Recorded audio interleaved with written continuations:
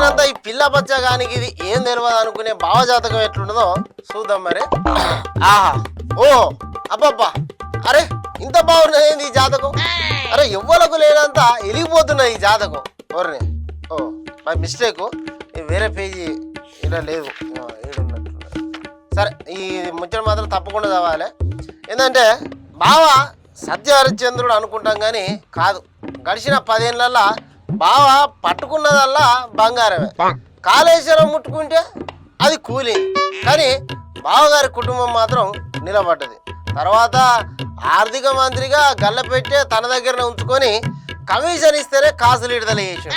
ఆ 10 ఏళ్ళల్లో ఆడిందే ఆట పాడిందే పాట అన్నట్టు ఉన్నాడు.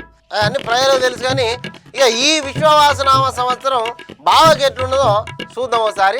బావ రాశి అగ్గిపెట్టే రాశి. ఉద్యమ కాలంలో విద్యార్థులను రెచ్చగొట్టి వాళ్ళ ఉసురు తీసిండు కాబట్టి అగ్గిపెట్టే రాశి వచ్చింది.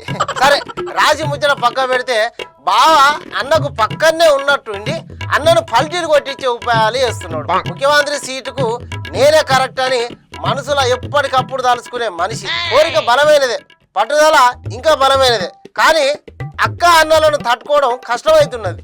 రేపు పొద్దున నేను సీఎంను కాకుంటే ఎట్లా అనే ఆత్మన్యూనత భావం భావను కలిసి వస్తున్నది.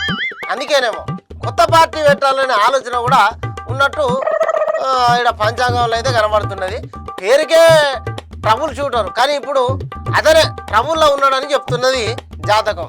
తనే కారు ముందట ఎగిరిండని చెప్పుకునే రేవంత్ రెడ్డి సీఎం అయ్యిండు, కానీ నేను కాలేకపోతున్నా ఏంది అని మనసులోనే బాధపడుకుంటూ రోజు రోజు కుమిలిపోతున్నాడు. అందుకే కొద్దిగా సైలెంట్ అయ్యింది అనిపిస్తున్నది.